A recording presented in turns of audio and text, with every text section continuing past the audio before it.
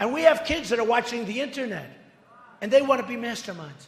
And then you wonder, why do we lose all these kids? They go over there, they're young, they're impressionable. They go over, they want to join ISIS. We're losing a lot of people because of the internet. And we have to do something. We have to go see Bill Gates and a lot of different people that really understand what's happening. We have to talk to them, maybe in certain areas, closing that internet up in some way. Somebody will say, oh, freedom of speech, freedom of speech. These are foolish people. We have a lot of foolish people. We have a lot of foolish people. We've got to maybe do something with the internet because they are recruiting by the thousands. We have been fighting alongside al-Qaeda, fighting alongside ISIS. ISIS is now emboldened in 2 countries. But here's the anomaly. We're with ISIS in Syria. We're on the same side of the war. Look, ISIS got started through funding from our friends and allies, because as people will tell you in the region, if you want somebody who will fight to the death against Hezbollah, you don't put out a recruiting poster and say, you know, sign up for us, we're going to make a better world. You go after zealots, and you go after these religious fundamentalists. That's who fights Hezbollah. And for you to lose that war was pretty significant. And I don't know if you perceive it as a loss, but it certainly was a shift of perception by the rest of the world. Did you perceive that as less than stellar?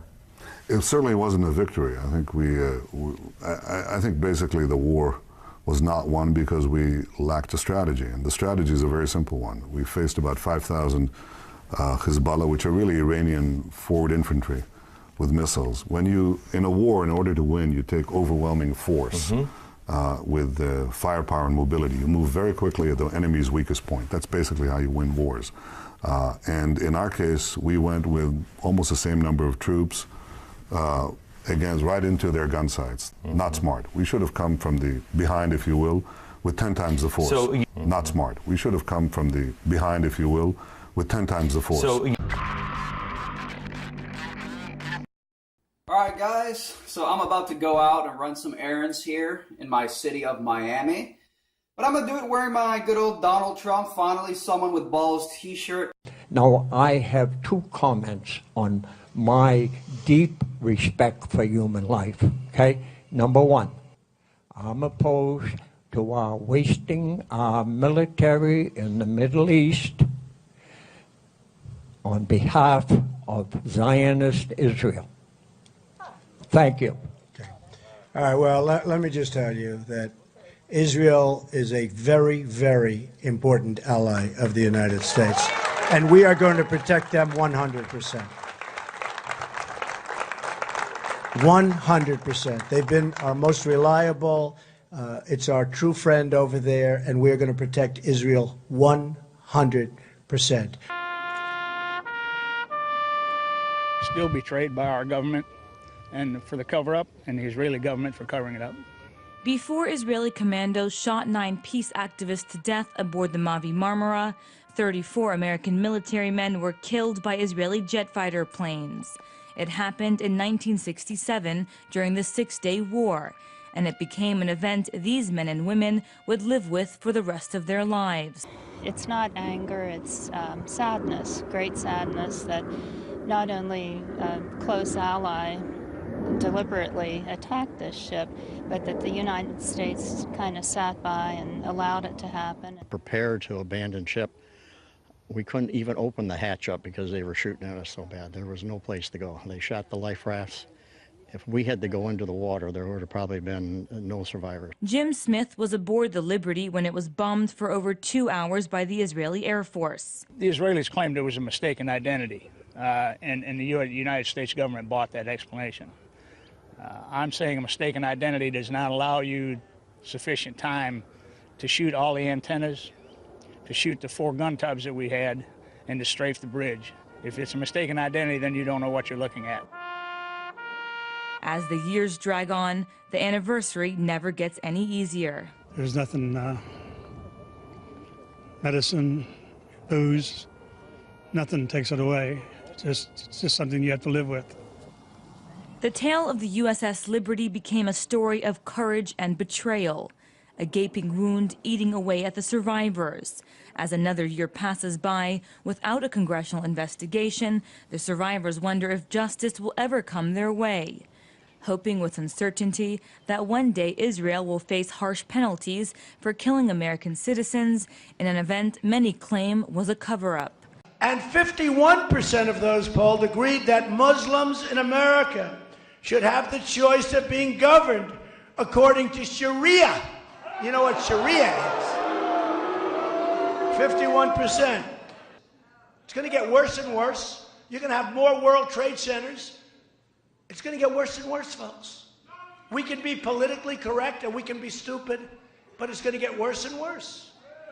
I remember getting a call from the fire department commander telling me that they were not sure they were going to be able to contain the fire. And I said, you know, we've had such terrible loss of life. Maybe the smartest thing to do is pull it.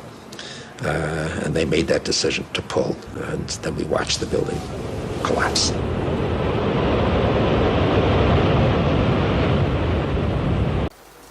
And that's one of the sacrifices we have to make. I said, let's make it and let's get on with it. And so, next thing you know, we've got the designs of the building.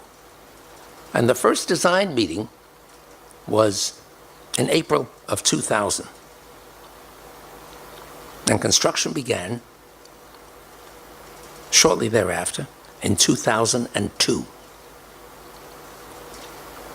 What we need to stand up and say is not only did they attack the USS Liberty, they did 9/11. They did it.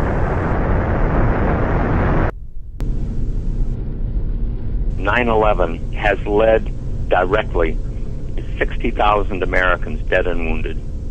God knows how many hundreds of thousands of people in other countries that we've killed or wounded or made homeless. This is an open wound. And what Americans need to understand is they did it. They did it. And if they do understand that, Israel's going to disappear. Israel will flat-ass disappear from this earth. I sent a film to one of my colleagues, and it basically had Americans grieving over their dead, coming back. And I showed one of them, it was a woman just wrenched by grief, you know, over her dead soldier. And I said, you know, if Americans ever know that Israel did this, they're going to scrub them off the earth. And they're not going to give a rat's ass what the cost is. They are not going to care.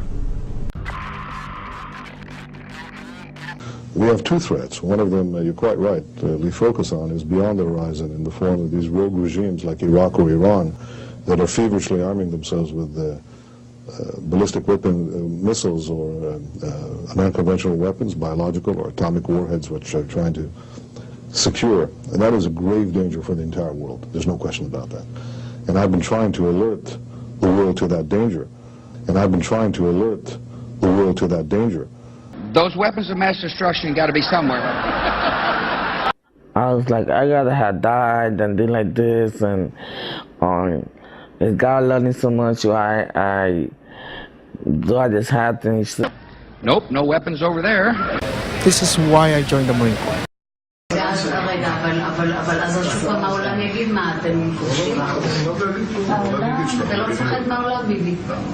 במיוחד היום עם אמריקה, אני יודע מה זה אמריקה. אין כזה דבר שאפשר להזיז אותו בקלות, להזיז לכיוון הנכון. הם אומרים שהם בעדינו, אבל כאילו... לא יכולים לו. אז שאני אנחנו עושים איזה משהו, אז הם... יש אז נניח שהם אומרים משהו. אז אמרו, 80% מהאמריקאים תומכים בנו. זה אבסורד. The deal doesn't even require Iran to dismantle its military nuclear capability. Yes, it places limits on its military nuclear program for only a certain number of years. But when those restrictions expire, Iran will have an industrial-sized military nuclear capability ready to go and with zero provision for delay, no matter how bad Iran's behavior is. Terrible, terrible situation that we are all placed in, and especially Israel.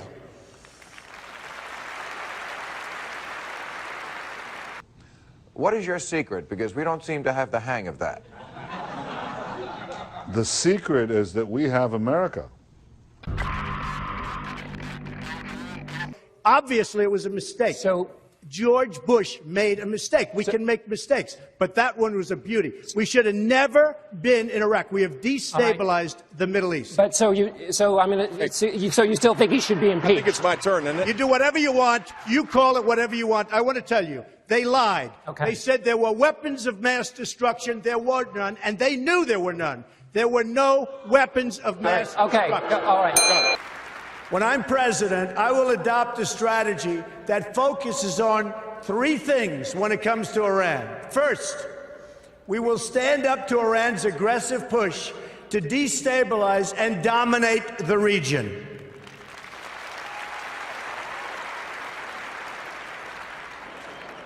Iran is a problem in Iraq, a problem in Syria, a problem in Lebanon, a problem in Yemen, and will be a very, very major problem for Saudi Arabia.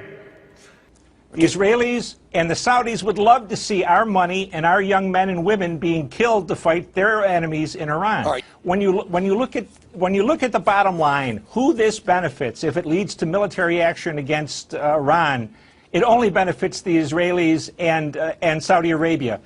And there's a precedent for it. We've already fought 2 wars against Iraq in favor of Israeli interests and Saudi interests. So we're always being pushed to get our people killed for their interests. So I think it could happen another time. Why not?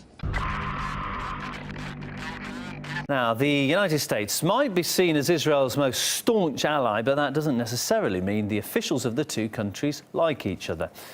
And here is something to prove the point. An article in The Atlantic quotes this as the latest description of Benjamin Netanyahu given by one of the Obama administration's officials. The reporter who interviewed the official says that he's keeping a running tally of similar name-calling incidents from over the years. And here are just some of the names given to the Israeli Prime Minister by White House officials. אכפת לי מחיי כל אזרח ואזרח וחיי כל חייל וחייל. הייתי בשדה הקרב פעמים רבות, סיכנתי את חיי למען המדינה, ואינני מוכן לעשות ויתורים שיסכנו את המדינה שלנו. וצריך להבין, האינטרסים העליונים שלנו, וראשם הביטחון ואחדות ירושלים, אינם עומדים בראש מעייניהם של אותם גורמים אנונימיים שתוקפים אותנו ואותי אישית.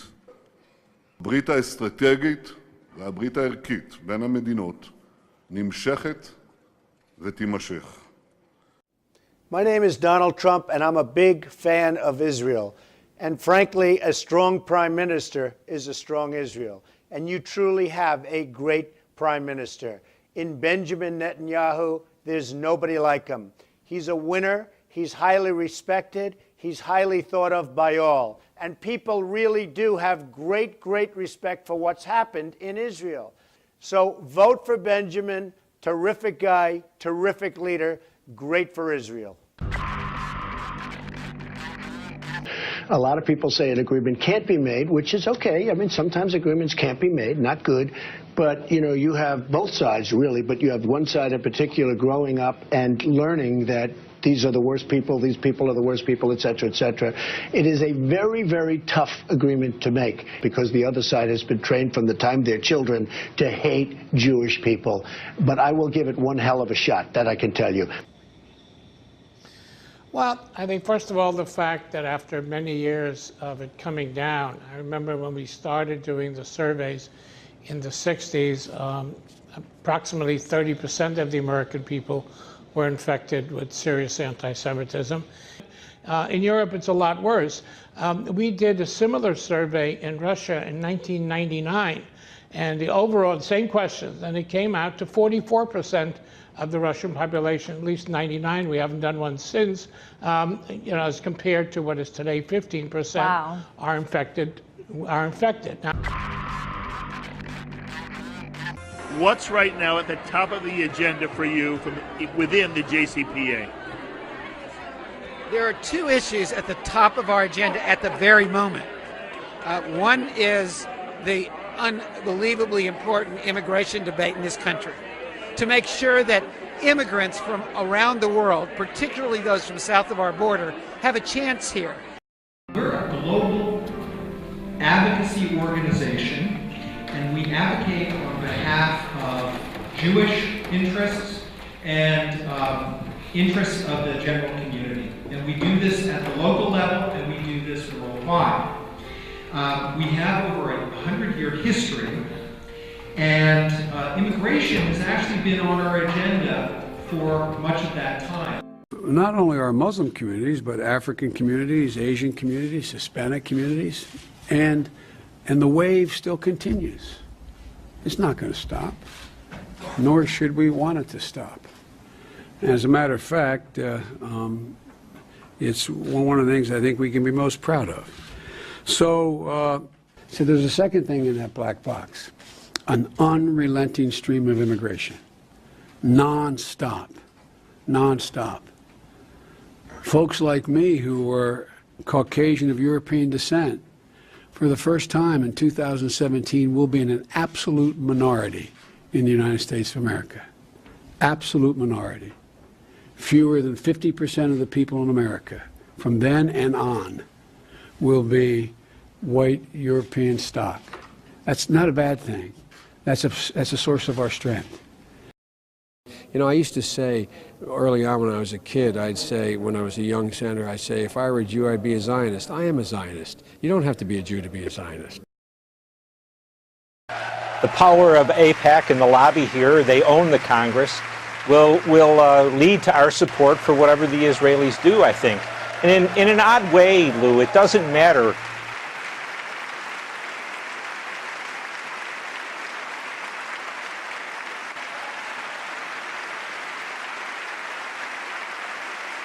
The United States government has been hijacked by the globalists, Bilderberg-type people, the corporations. They're the ones who are running things. Y'all know the deal. The reason why Trump is better, because he's not a part of that crony system. I've been with Israel so long in terms of I've received some of my greatest honors from Israel. My father before me, incredible. My daughter Ivanka is about to have a beautiful Jewish baby.